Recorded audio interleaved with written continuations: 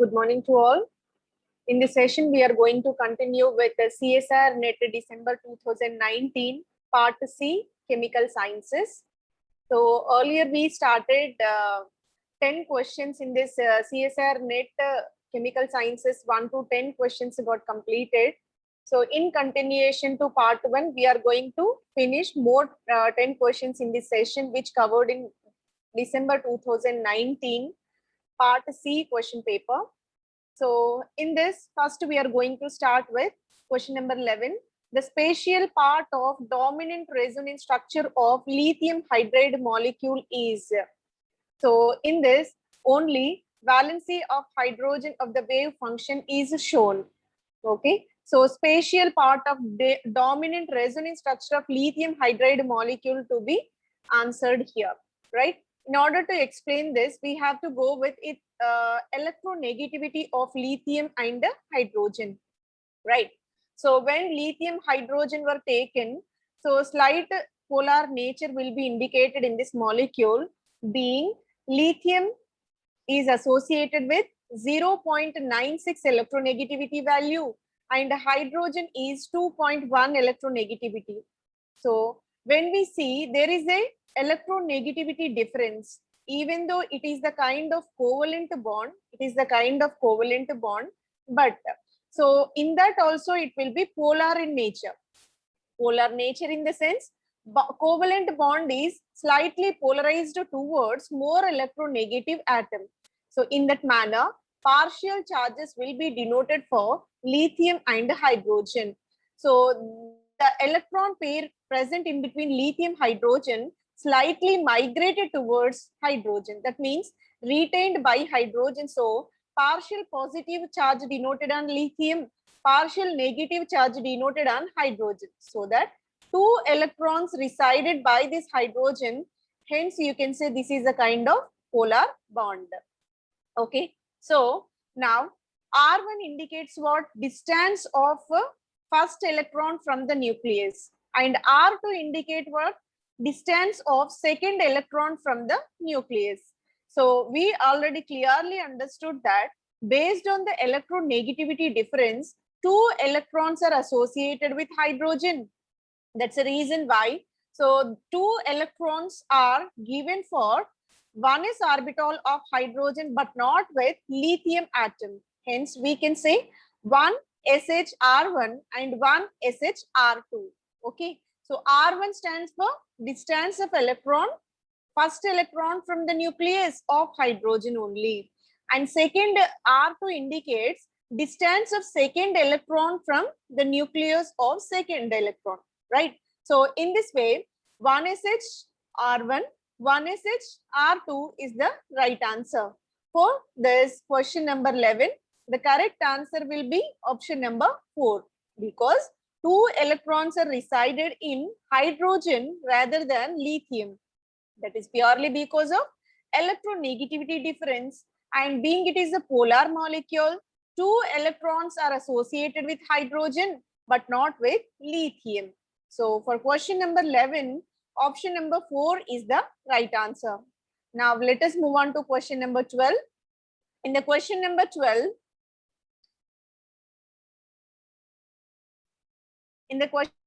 12, iron chromium to O4 and nickel gallium to O4 have normal and inverse spinal structures respectively. The correct statements for these two will be, okay. So here their spinal structures are mentioned. Iron exists in normal, where nickel exists in inverse spinal structures. Then we have to predict their oxidation states in those two complexes, right? Their oxidation state as well as geometry of the molecules should be represented here. So we have to match correct oxidation state with correct geometry of the molecule. So in order to explain this, we have some fundamental rules for spinal structures. Whenever iron was considered, in all tetrahedral complexes, iron exists in +2 oxidation state. So iron, when exists in tetrahedral, then +2 oxidation state is possible. So here FeCr2O4 being it is the tetrahedral molecule, obviously iron will exist in the form of Fe+2 under normal spinal condition. This will be applicable.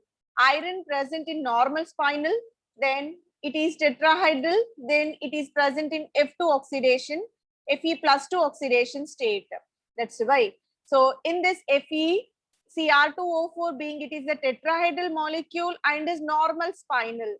Hence we can say iron exists in +2 oxidation state and tetrahedral in nature. Now let us move on to the second one where nickel gallium to O4. In case of nickel, all octahedral complexes of nickel, all octahedral complexes of nickel, it exists in +2 oxidation state. Okay, here +2 oxidation state is provided to this nickel, and whenever it present in octahedral, then only it is possible to get this +2 oxidation state. So here it will be inverse spinal, right? So the correct statement will be iron is in +2 state, nickel is also in +2 state, iron exists in tetrahedral geometry, whereas nickel exists in octahedral geometry. Iron is normal spinal, nickel complex will be inverse spinal. So option number 2 is satisfying this question number 12, right? Option number 2 is the right answer. I'm repeating one more time.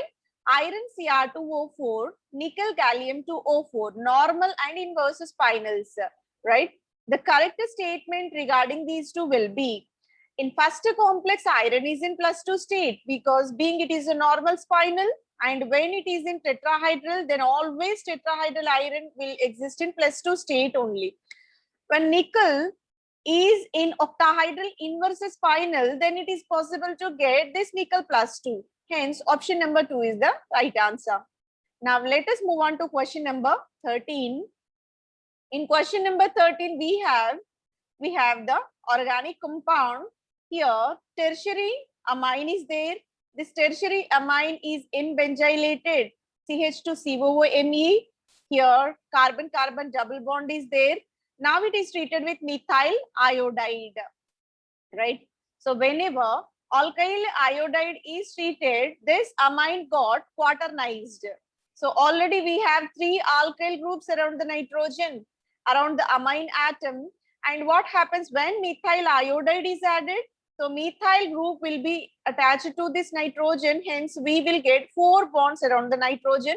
This is called quaternary ammonium salt, right? After getting quaternization, we are treating with potassium carbonate. Potassium carbonate is a strong base which used to abstract active methylene hydrogens. Here, around the nitrogen, we have 2 possibilities, this side and also this side. But preferentially, hydrogen will be lost from the center, being it is attached with ester, and this hydrogen becomes more acidic, and these hydrogens are preferably eliminated, right? So the correct option for this A will be negative charge generated at the center rather than at the center, and N methylation should be carried. Here you can observe quaternary amine, and here C minus charge at this position. So second option may be correct, and even in third option we are not having methyl and nitrogen. In fourth option also this carbon having negative charge, right? So either second or fourth option may be correct for this statement. Now upon heating, they involved in sigmatropic rearrangement, and there is a formation of stereo selective compound. Let us see what will be the compound B. In order to explain this, we have to go with its detailed mechanism. Whenever this tertiary amine is treated with methyl iodide, what happens? This nitrogen is quaternized. An alkylation is possible, and it is converted into N positive, which is called quaternary nitronium ion. Now it is treated with potassium carbonate, being it is a strong base, it will pull active methylene hydrogen. Acidic hydrogens will be preferentially attached to this base so that carbon ion generation is possible. Being ester is electron withdrawing, this carbon becomes more acidic and hydrogen preferentially removed from this carbon atom, so that carbene will be generated at the center. This will be the compound A. After this, it involved in 2,3 sigma tropic rearrangement. In order to participate in 2,3 sigma tropic rearrangement, compound should be represented in the suitable synchronized form, right? We are representing the molecule in chair-like conformation, where 2,3 sigma tropic rearrangement is possible in such a way where this quaternary nitrogen bond cleavage is possible. Subsequent pi bond shifting towards this side is possible. Here you can observe nitrogen carbon bond cleavage, and here opening of the ring structure. And here hydrogen will be skipped from the molecule, and there is a formation of new carbon-carbon double bond. So that here we can observe the molecule represented in this manner, where we have this newly formed carbon-carbon bond. So here nitrogen carbon bond which already existing in between can be cleaved. So in benzylated methyl functional groups, again it is converted into tertiary nitrogen, tertiary amine, and here new bond will be generated. Double bond now shifted towards this side. Double bond will be shifted towards this side.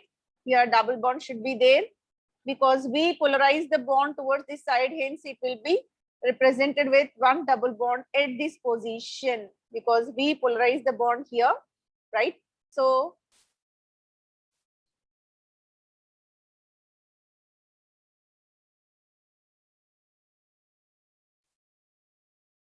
here the double bond generation is possible. It can be represented in a form of this, in either orientation can be represented here, where N-benzyl methyl will be there.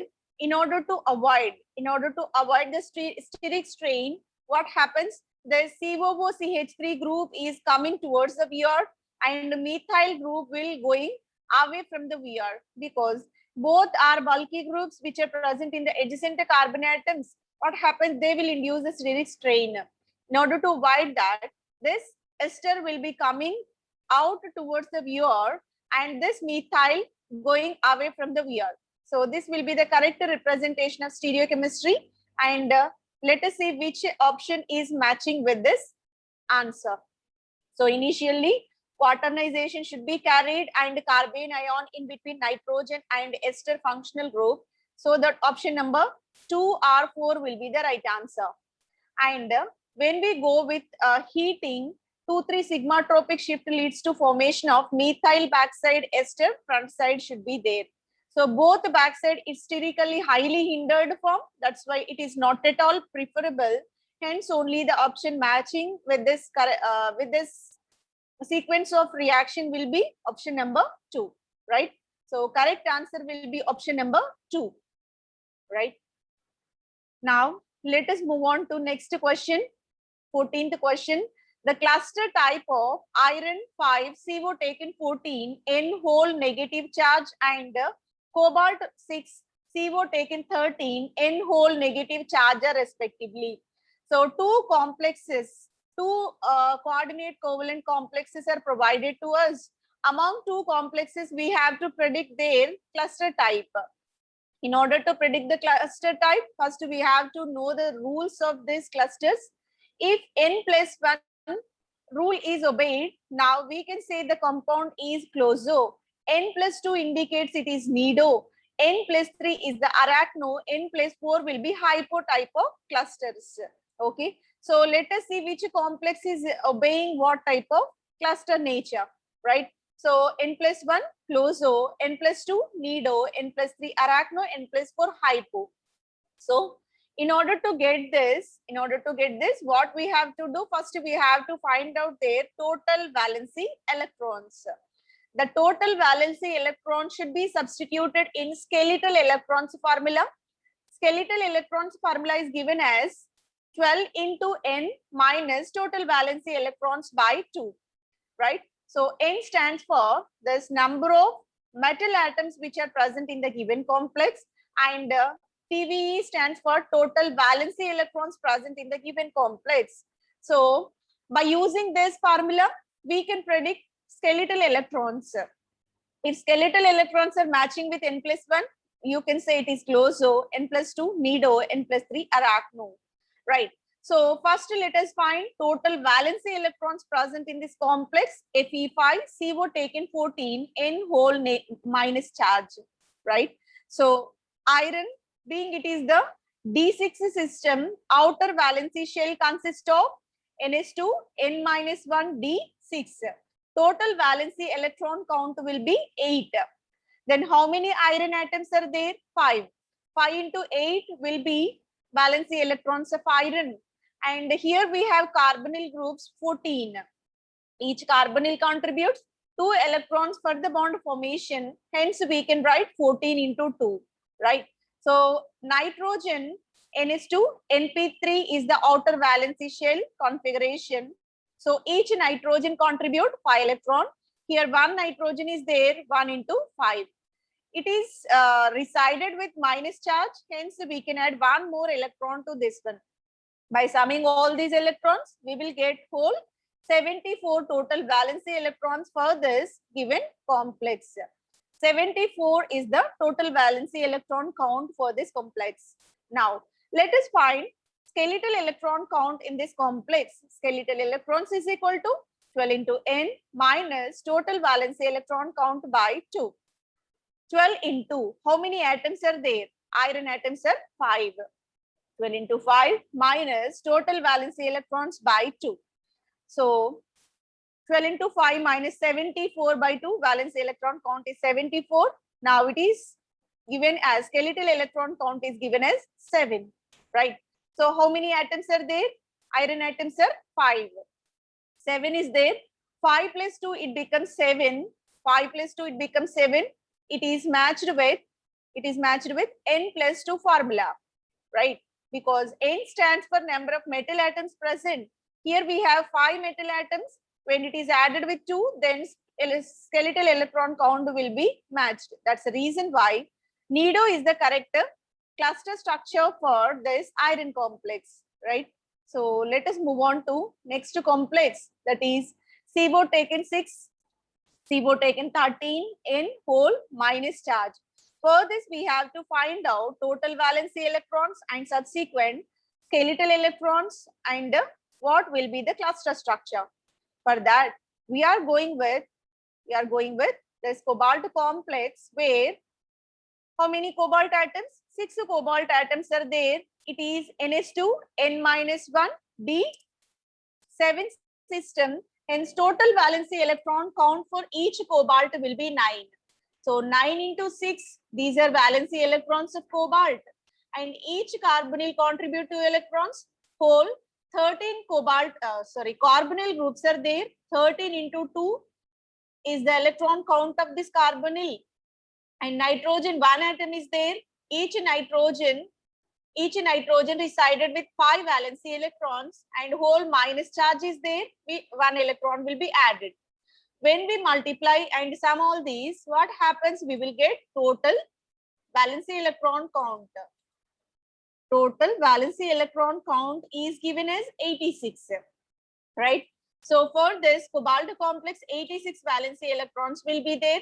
Let us substitute in the formula of skeletal electron count. 12 into n minus total valency electrons by 2. 12 into number of metal atoms present in the complex of 6. 12 into 6 minus valency electrons of 86. 12 into 6 minus 86 by 2.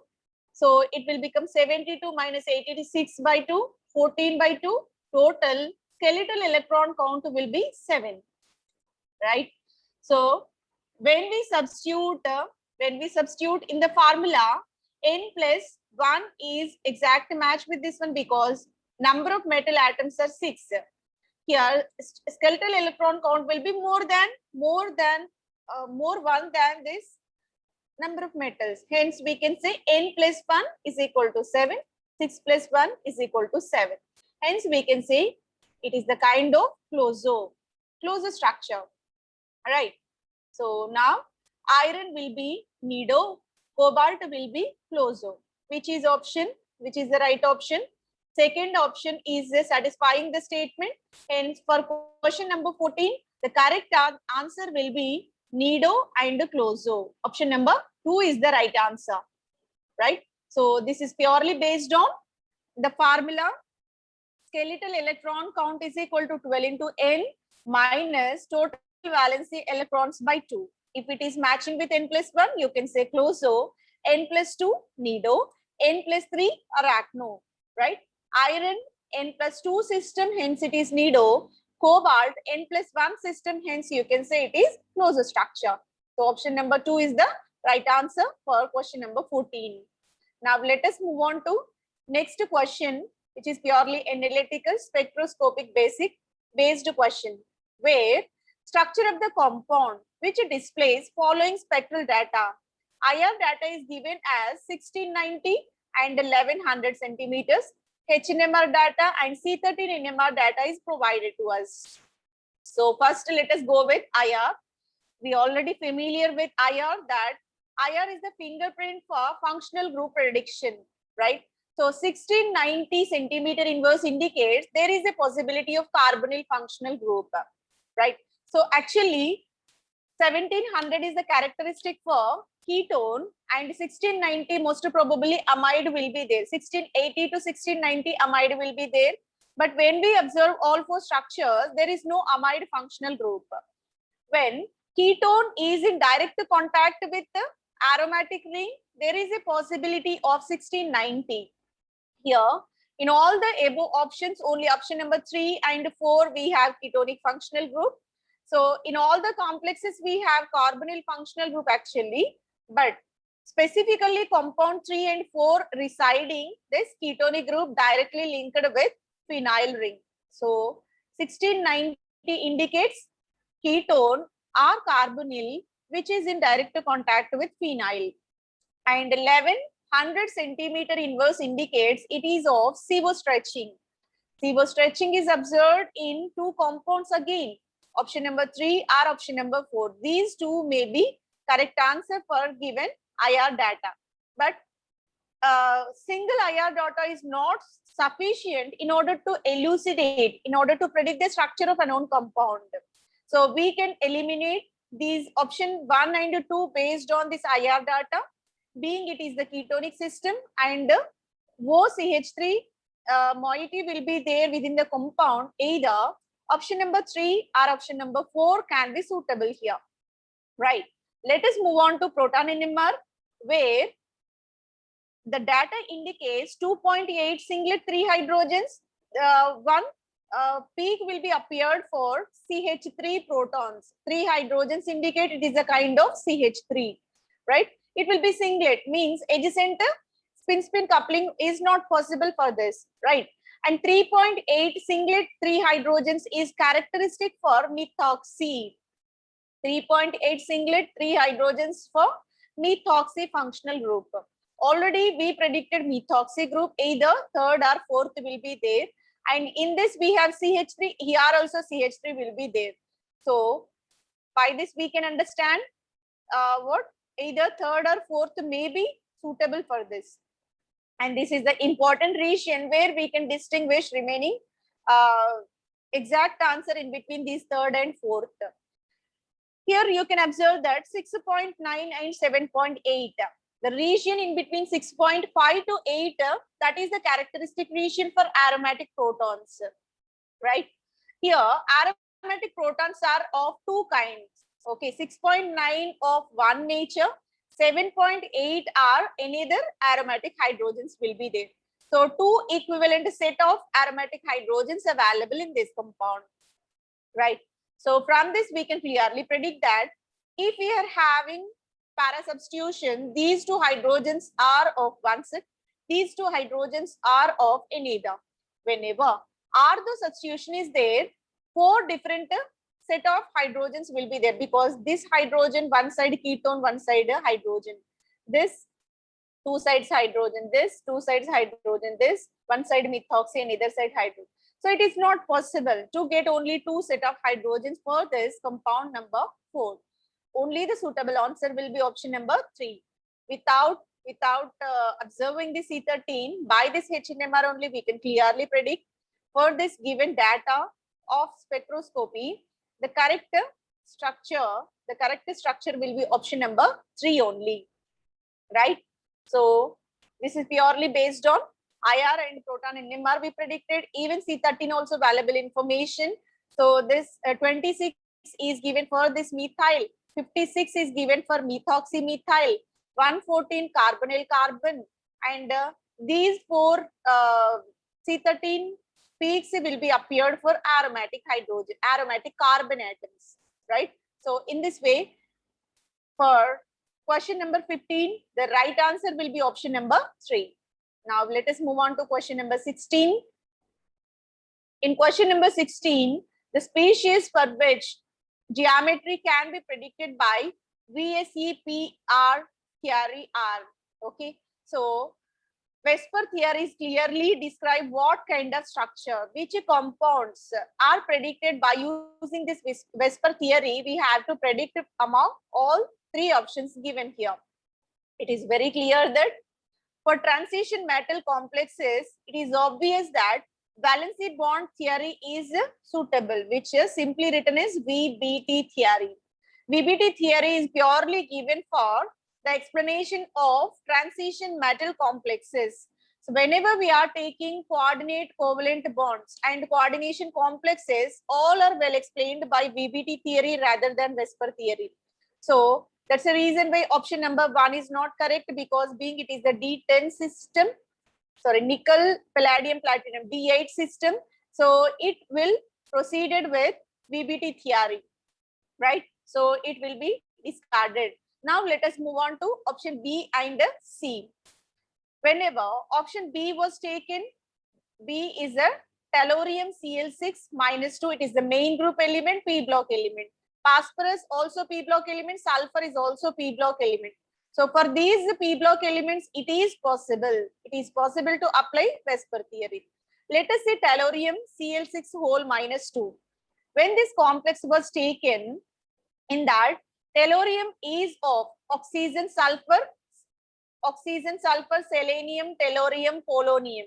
So tellurium is of oxygen family and residing NH2NP4 valency electron count. So here this tellurium is associated with 4 plus 2 6 electron system, and in this minus 2 charge is there on the complex. So more 2 electrons will be added to this one. Total how many? 8 electrons are surrounded around this tellurium atom. So now let us map with 6 chlorine atoms present in this compound.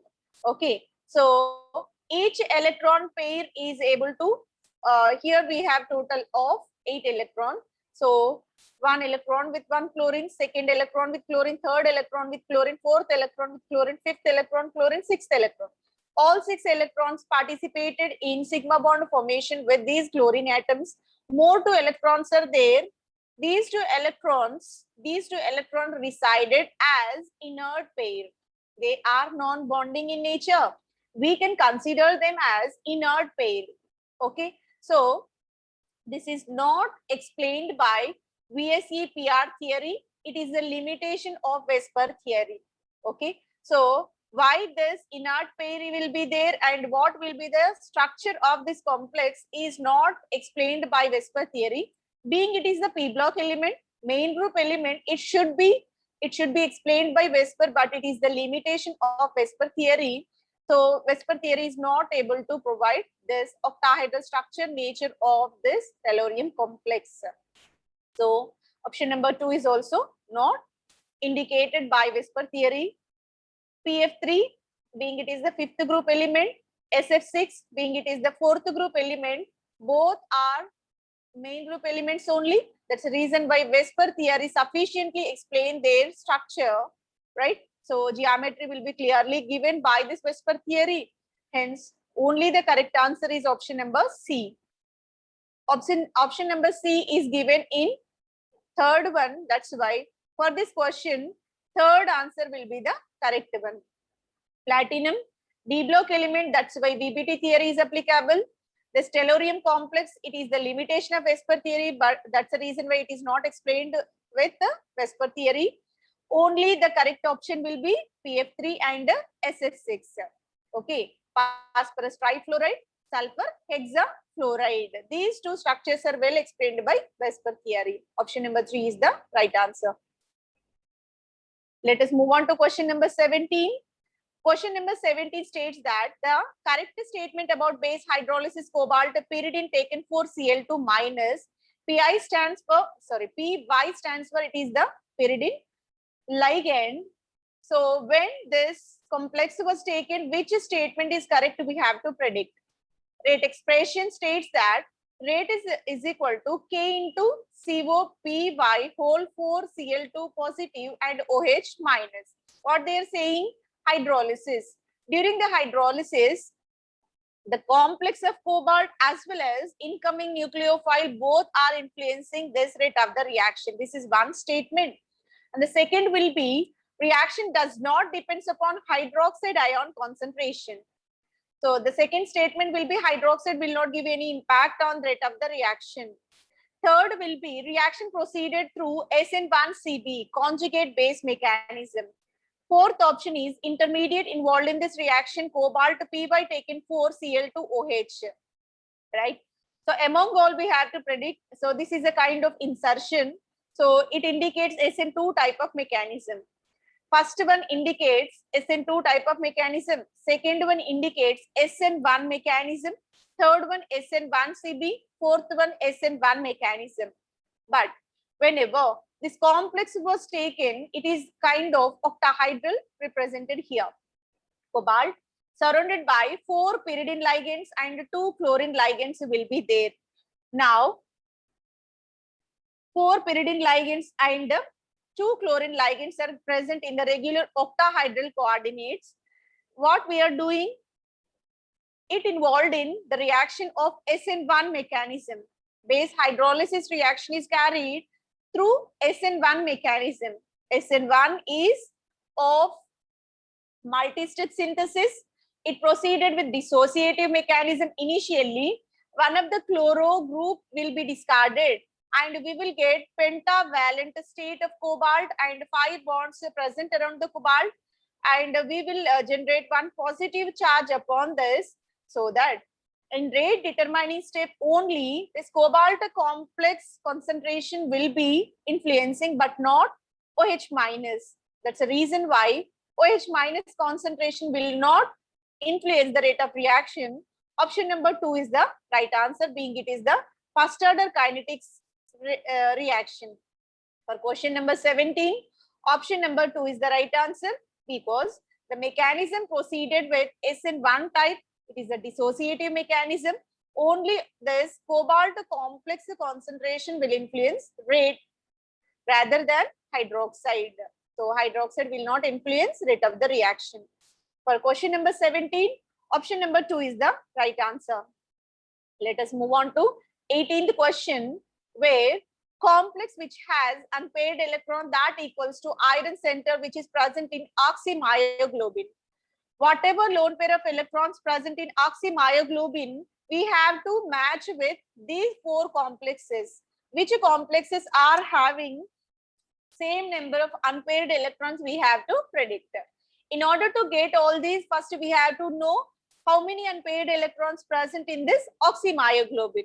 After getting that, we have to predict the electron count, valency electrons are present in all these complexes, and how many electrons are unpaired electrons present in that. So whether it is matching with this oxymyoglobin or not, we have to match that also, right? For that purpose, first let us go with oxymyoglobin. Oxymyoglobin is the iron complex. So this always used for the storage of iron. The main biological activity of oxymyoglobin is storage of iron is possible. And here you can find iron is surrounded by porphyrin rings in this manner. And whenever oxymyoglobin was taken, so it is linked with O2 minus. O2 minus is in the form of superoxide. It exists in the form of superoxide. We are taking central metal, that is iron plus 2. it is in contact with O2 minus superoxide. So initially, myoglobin in the rest state without association with oxygen, it is in +2 oxidation state. Whenever it binded to this superoxide oxygen, it is converted into iron O double bond O. So now it is turned into Fe+3. Iron +3 will be generated initially. In the rest state, iron hemoglobin, iron myoglobin exists in high spin state. Whenever it bounded to the superoxide, now it is turned into low spin complex, right? So for this low spin complex, we have to draw its molecular orbital splitting. Crystal field splitting should be drawn for this. Being it is an octahedral system, here two set of degenerated orbital splitting is possible. Initially, 5 degenerated d orbitals will be there, and it is a kind of d5. Right, we are taking Fe+3. Actually, iron is of Ns to N-1 d6, means total 8 electrons will be there. From that 8 electrons, here +3 oxidation state, so that 3 electrons will be discarded. Total electrons present in this will be d5 only, right?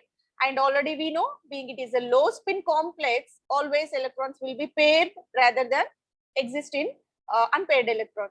So being it is the octahedral complex, the set of orbitals splitting will be T2G of lower energy triply degenerated, Eg of higher energy doubly degenerated.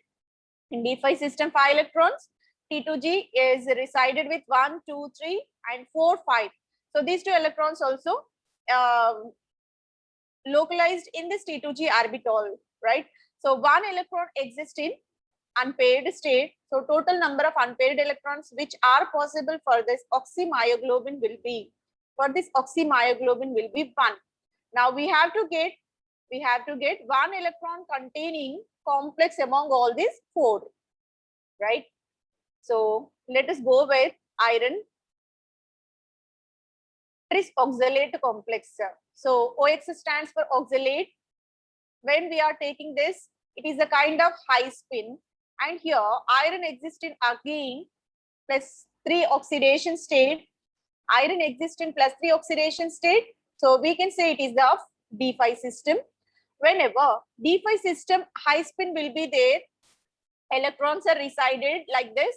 T2G retained with 3 electrons, and the remaining 2 electrons entered into Eg orbital, and the total unpaired electron count will be 5 rather than 1, because it is of high spin, right?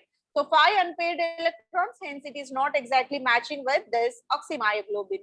So it is not correct answer. Now let us find out unpaired electrons in FeCN6 whole -3. In this, iron again is +3 oxidation state, and this is the kind of low spin complex. Cyano is the stronger ligand, and it is of low spin complex. Whenever this D5 system of low spin is taken, all 5 electrons are resided in T2G and 1 unpaired electron. It is exactly similar with this oxymyoglobin. It is the right match with that oxymyoglobin complex. We have 1 unpaired electron. Now let us move on to next complex, which is given nickel tetracarbonyl whole -2, right? So it is of D8 system, right? So it is of D8 system. In case of this D8 system, and if you observe around nickel, we have only 4 ligands. So nickel tetracarbonyl always tetrahedral, nickel tetracyanide is always square planar, right? So being it is a tetrahedral complex, orbital splitting will be inverse with respect to octahedral, where Eg orbitals are laying at the bottom, T2G orbital energy will be raised. So D8 system, it is Eg orbital energy will be lower, T2G orbital energy will be higher. And let us put these electrons in this chloro group is there. What happens? So this chloro will be high spin complex, hence electrons will be filled 1-1, latter pairing is possible. So 8 electrons are there, 1, 2, 3, 4, 5, 6, 7. In this way, electrons are now entered here. So here, D8 system, one more electron is also entered in this. When we are taking D8 system,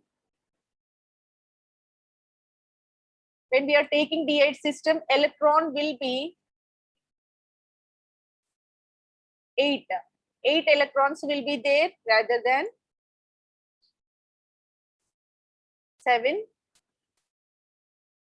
So 8 electrons will be there. Total valency electron count will be 2. Okay. So in this nickel complex, total valency electron count, total unpaired electron count will be 2. Right. So it is also not matching with this oxymyoglobin. Let us move on to copper complex. It is kind of copper NH3 taken 6 whole plus 2. Right. So this is a copper complex. Here copper complex exists in octahedral. It is the kind of distorted octahedral being. It is participated in John Teller distortion, right? D9 system it is. Anyway, octahedral splitting will be there. Octahedral T2G resided at bottom. Eg energy will be raised so that 9 electrons and ammonia. We have to indicate it as a high spin complex, and the electrons will be arranged in this manner. 1, 2, 3, 4, 5, 6, 7, 8, 9 electrons, more 1 electron left as unpaired. Hence, it is exactly matching with oxymyoglobin. For this copper complex as well as iron of low spin complex, both are matching with this oxymyoglobin. Option number B as well as option number D are exactly matching with oxymyoglobin. For question number 18, B and D, that means option number 2 is the right answer, right? So it is very clear, I think. Now let us move on to question number 19, where we are taking this complex of molybdenum, the main product of nucleophilic attack of H minus and the complex ion given below. Okay, so whenever hydride ion is added here, what kind of product is generated, we have to predict. Okay, so here 3 type of ligands are provided. Molybdenum linked with benzene ring where 6 pi electron system, and 1,3 butadiene, it is the kind of 4 pi electron system.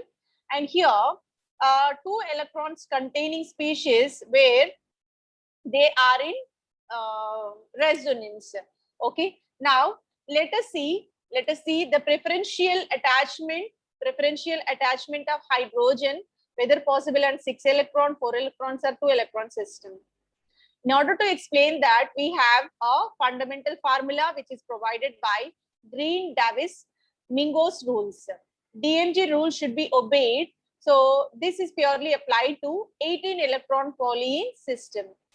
So for this, DMG rules when applied, so DMG rules mainly used for 18 electron complex. So it used to give the regioselectivity. That means in which region chemical reaction will be proceeded. In order to explain that, DMG rules will be formed, right? So DMG rules explains that even polyene always have higher priority over odd polyene species. A cyclic polyene of higher priority over cyclic polyene. Okay, so these two are the important order of reactivity towards nucleophilic attachment. Being hydride is a nucleophile. Whenever nucleophile is attaching, here certain guidelines provided by DMG should be obeyed. What are the guidelines? Even polyene should be higher priority over odd polyene. A cyclic will be over cyclic. When we see the given compound, here we have 6 pi electrons, 4 pi electrons, 2 pi electrons. All are even only. Among all, sorry, here 3 pi electron system it is. 6, 4, 3 pi electrons are there. Among all, odd electron will not get priority. So we have to go with either 6 or 4. Among 6 or 4, Cyclic will not get higher priority. Acyclic will get priority. That's why hydrogen preferentially attached to this 1,3 butadiene rather than 6 electrons and a 3 pi electron system. So here, in accordance with DMG rules, we have to go with even specifically a cyclic. That means 1,3 butadiene. Here, benzene ring is 6 pi electron. This 1,3 butadiene is of 4 pi electron, and this will be of 3 pi electron system. Whenever nucleophile hydride is added, is specifically bounded to this 4 pi electron system, and we will get this kind of resonance structure. So which option is matching? Let us see. In option number 1, here 6 electrons reduced, it is not correct. In option number 2, 4 electrons reduced, 4 electrons attached with nucleophile. This is the right answer. The correct answer will be option number 2, right? So for this question, option number 2 is the right answer, which is clearly given by this DMG rules, which purely apply to 18 electron system, where the attachment is possible. That is clearly given by these guidelines, right? Now let us move on to next question, last question of the series. Okay, so in the next part we are going with continuation of this one. So more 10 question will be posted in that next series. So for this series we are creating 10 questions from this CSR NET December 2019 part C question paper, right? The major product formed in the following reaction. When we are taking furfural, right? This is called furfural. It is treated with alpha beta unsaturated carbonyl compound under catalytic sodium cyanide and DMF catalyst. DMF solvent. Sodium cyanide is the reagent. Catalytic amount will be added and DMF is the solvent here. In this condition, what will be the product? What kind of product formation is possible? We have to predict. So obviously, when sodium cyanide added to this aldehyde, cyanohydrin formation is possible. That is a kind of nucleophilic addition. And further, it will be bounded to this alpha beta unsaturated and we will get the final product. Let us see the mechanism. Whenever this furfural was taken, that furfural is added with alpha beta unsaturated in the presence of catalytic cyanide. Whenever it is added, what happens? Cyanohydrin will be generated. So this cyanohydrin, hydrogen will be transferred. H plus will be transferred to this O minus so that carbene will be generated. This carbene preferentially attached to this double bond rather than carbonylic functional group because it is a soft in nature. And again, when it is attached to this one, soft to soft interactions. In accordance with HSAB, soft to soft interactions are strong, hard interactions are strong. That's why carbene ion preferentially attached to the carbon of double bond rather than carbonylic carbon. So here carbon attached to this carbon atom. Now it is converted into O minus, new carbon-carbon bond is generated here, and which preferentially forms a double bond here. And whenever we are shifting one of the hydrogen, that means hydrogen H plus proton shifted to this carbon, we will get O minus.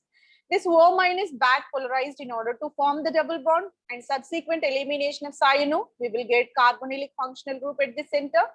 And here one carbonyl, here also another carbonyl is there, so that the compound formed will be C double bond O CPH, CH2 C double bond O PH. The correct option will be option number 3. For this furfural, on treating with alpha beta unsaturated in the presence of sodium cyanide, the product will be option number 3, right? By this, we completed this part C, second series got completed. So, thank you very much. Thanks a lot.